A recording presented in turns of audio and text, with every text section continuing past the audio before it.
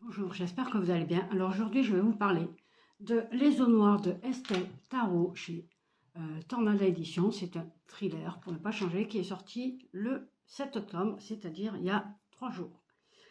Alors, j'avais déjà lu La peine du bourreau de cet auteur que j'avais, mais alors, surkiffé, mais c'est un truc de malade, son livre, je ne m'y attendais pas du tout. Et celui-ci est un peu différent, c'est toujours un thriller, mais qui n'a rien à voir avec La peine du bourreau. C'est complètement autre chose.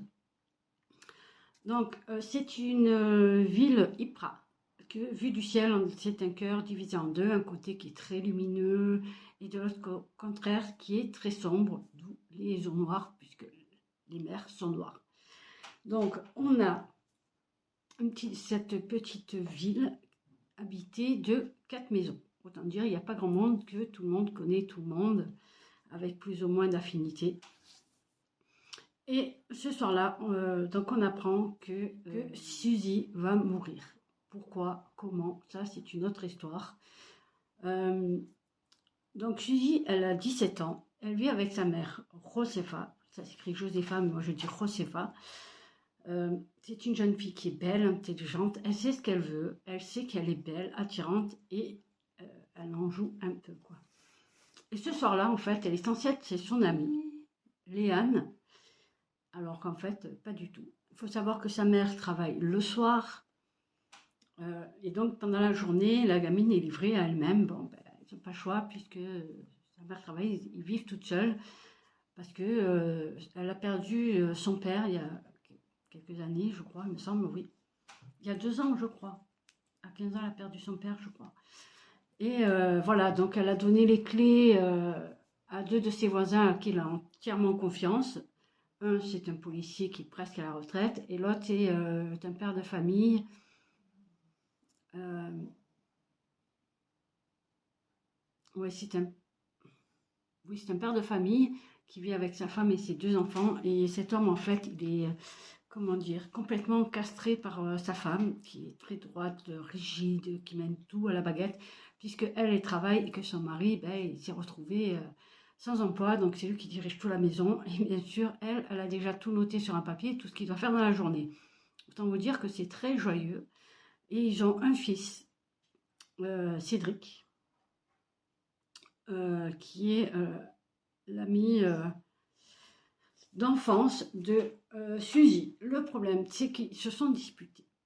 En fait, cette famille, à la mort de son mari, Josefa s'est trouvée toute seule parce que la famille trouvait que, voilà, Astrid, la femme, en fait, trouvait qu'ils étaient plus dans le même monde et que c'était plus devenu des gens fréquentables. Elle a juste perdu son mari, quoi. C'est pas comme si elle avait fait des folies, puis comprenez, elle a 17 ans, elle est toute seule, donc hop là, pardon. Elle est toute seule, donc c'est pas bien vu une jeune fille qui reste toute seule. Bon, en même temps, elle n'a pas le choix, hein, vu que ta mère travaille de nuit, si elle veut les faire vivre, il n'y a pas d'autre moyen pour elle, parce que sinon, elle aurait bien aimé trouver un autre emploi dans la journée. Mais bon, c'est comme ça, c'est la vie. Et donc, à partir du jour où Suzy va être retrouvée morte,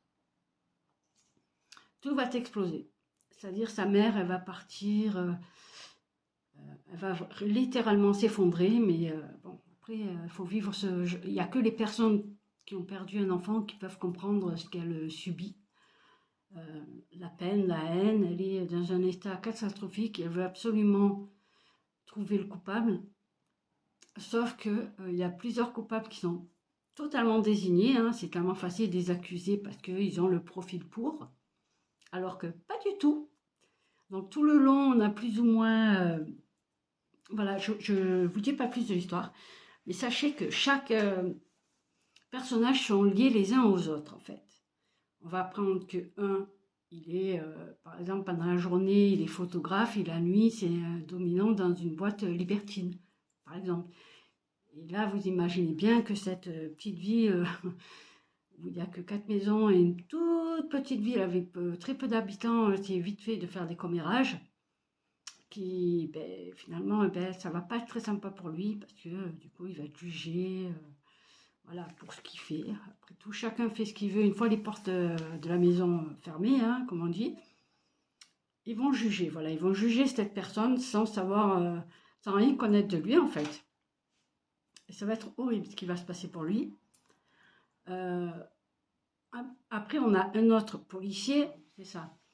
Donc Alexandre, qui est aussi un policier, mais qui a eu des déboires avec sa femme, qui est allé chez Cédric. Parce qu'en fait, l'ami de Suzy, c'est Charlie, en fait. Mais bon, c'est pas grave.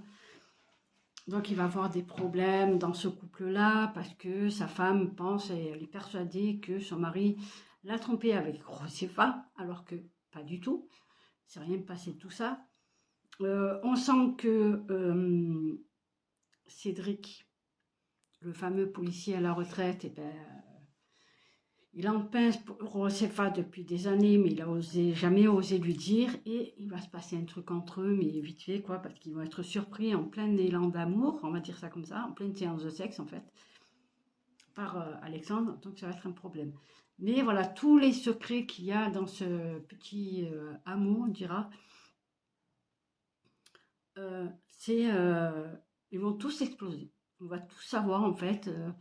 Les machinations des uns des autres, qui a lancé des rumeurs. Enfin, ça, on sait qui c'est, hein, c'est Josefa qui a lancé toutes ces rumeurs. Dommage pour elle, parce que du coup, on ne la prend plus au sérieux. Et, oh là là, pardon. Il y a un nouveau chef qui va arriver. Il s'appelle Casano. Casano, nom de famille, je ne sais plus comment il s'appelle, le nom de famille. C'est Thomas Casano qui va remplacer l'ancien chef, parce qu'ils ont fait tout n'importe quoi. Ils ont bâclé le truc. Bref, il va arriver celui-là et il est très spécial. Personne ne l'aime parce qu'en fait, à chaque fois qu'il pense savoir un truc, mais en fait, il parle d'une histoire. En fait, il raconte une histoire. En fait, on ne comprend pas trop au début où il veut en venir, mais tout est logique en fait dans ce qu'il dit. C'est un des seuls qui va prendre Josefa, pardon, Josefa au sérieux, mais ils ont passé une sorte d'accord. Voilà.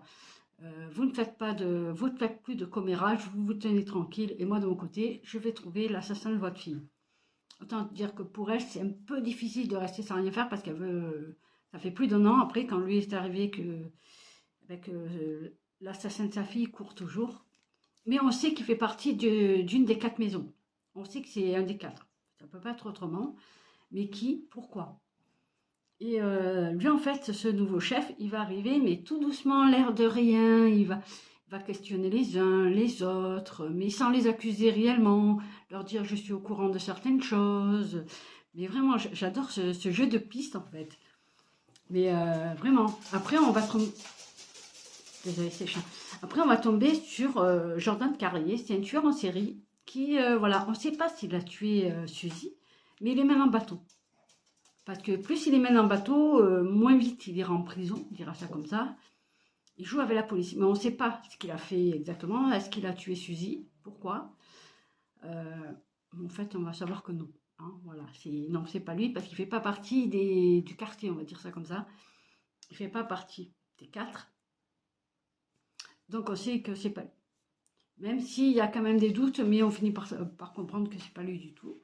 Donc on a le policier à la retraite, vous avez le jeune policier, vous avez la famille qui est Yvan, Charlie et Astrid, celui qui se fait mener par sa femme là. On a Suzy et sa mère Josefa. Voilà, on n'a que ces 4 là. Le coupable, c'est l'un d'eux. Je ne vous dis pas lequel.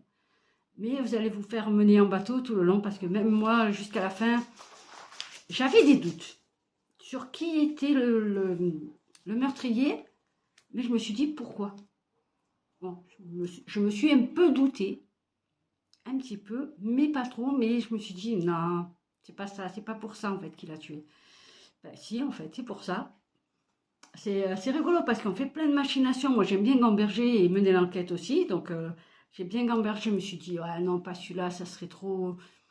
C'est trop évident.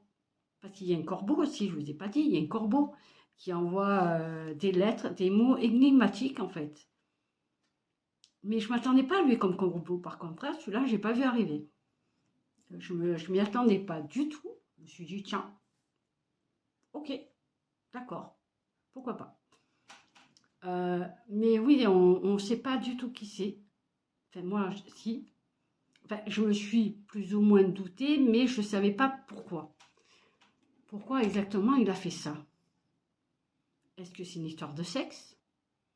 Est-ce que c'est une histoire d'argent? Est-ce qu'elle savait des choses qu'elle n'aurait pas dû savoir? Est-ce qu'elle a vu des choses qu'elle n'aurait pas dû voir? Ça, tout se mélange avec toutes les pièces petit à petit. C'est comme un puzzle. Tout se met petit à petit. Ça s'embrique les uns aux autres finalement pour découvrir la vérité.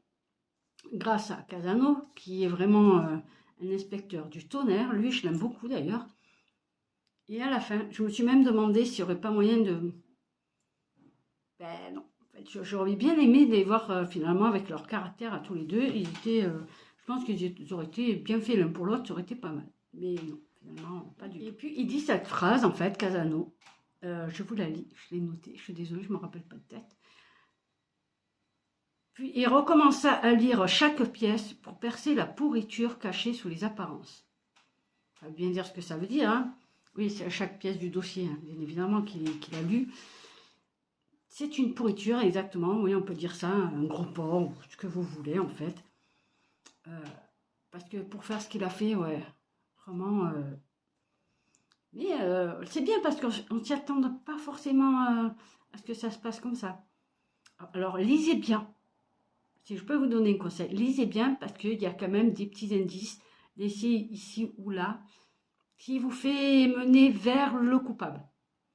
Ou la coupable, bien évidemment. Voilà, on ne sait pas trop exactement qui, mais il y a plusieurs raisons en fait. On peut dire, tiens, telle personne, il aurait pu la tuer pour ça. Elle aurait pu la tuer pour ça. Lui aussi, il a d'autres raisons. En fait, tout le monde avait plus ou moins des raisons de vouloir la tuer, la gamine. Et il y en a un, il lui a dit, parce que en fait, Josefa est complètement dans le déni de sa fille. Hein. Pour elle, c'est encore un bébé, une toute petite fille. Elle a 17 ans, la gamine. En fait, elle a 17 ans, mais elle a un corps de femme. Hein. Et il y en a un, son ami de Cédric, qui lui a dit, ouvre les yeux, ta fille est belle, et elle le savait. Oui, elle savait qu'elle était belle, elle en profitait. C'est comme une jeune fille de 17 ans hein, qui aime, pas toutes les mettre dans le même panier, mais certaines filles de 17 ans, elles veulent s'amuser et profiter de la vie, donc voilà, pourquoi pas. Et puis, enfin, on ne va pas juger pour ça non plus. Donc c'est tout lié les uns aux autres. J'ai eu quelques petites surprises quand même, parce que sur le corbeau surtout. Parce que le corbeau, je ne m'y attendais vraiment pas. Donc voilà, je vais vous laisser sur ça. Vous allez voir, vous allez vous régaler. Moi, je me suis régalée. Je l'ai lu du début à la fin. Et non, je dis des bêtises. J'avais commencé à lire le début, mais ça m'était un peu... Tiens, ça m'est doucement arrivé en place, en fait, le début.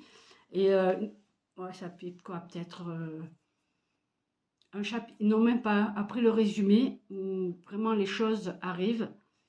Et là, si vous passez le résumé, le reste, ça coule tout seul. Hein, parce que le résumé, au début, vous dites, ouais, ok, on te décrit l'île, ok, pourquoi pas. Mais après, le reste, il suit. Et là, je ne me suis plus arrêtée du tout. Enfin, à part pour manger, évidemment. Mais sinon, oui, je ne me suis plus arrêtée parce que c'est une histoire, comme je les aime, hein, c'est un thriller mélangé avec un peu de polar, où on enquête, où on découvre qui fait quoi, pourquoi, que la mère, elle a perdu la tête, mais complètement, où elle devient colérique, elle en veut à tout le monde, elle accuse tout le monde, elle invente des preuves, alors qu'elle n'a rien du tout. Je pense que c'est parce que c'est le chagrin, hein, le chagrin fait faire n'importe quoi. Donc oui, lisez-le. Moi, je vous le conseille fortement si vous aimez les thrillers. Je vous conseille même La peine du bourreau de cet auteur qui aussi, qui m'a laissé sur le cul, hein, comme on dit. Donc lisez ces deux livres, ou lisez du moins celui-là. Il est sorti il y a 3 jours et chez Tornada, les prix sont vraiment pas chers du tout. Donc allez-y. Donc je vais vous laisser avec ça parce que moi j'ai surkiffé ma lecture. Comme d'habitude, hein, chez Tornada, j'ai toujours pensé que chez Tornada, les auteurs sont pas bien finis, ils ont une paix au casque. Et tant mieux pour nous, parce que comme ça nous fait des belles histoires qui nous prennent bien le ciboulot. Et moi, j'adore ça. quand les histoires me rendent folle, à plus savoir pourquoi, comment, qui c'est. Moi, j'adore ce genre de lecture, donc je vous la recommande si vous aimez les thrillers. Et je vous dis à bientôt pour une prochaine vidéo. Donc, je vais vous laisser avec ça. Donc, je vous souhaite de passer une bonne journée, de belles lectures, celui-là, hein, tant qu'à faire. Et surtout, prenez soin de vous.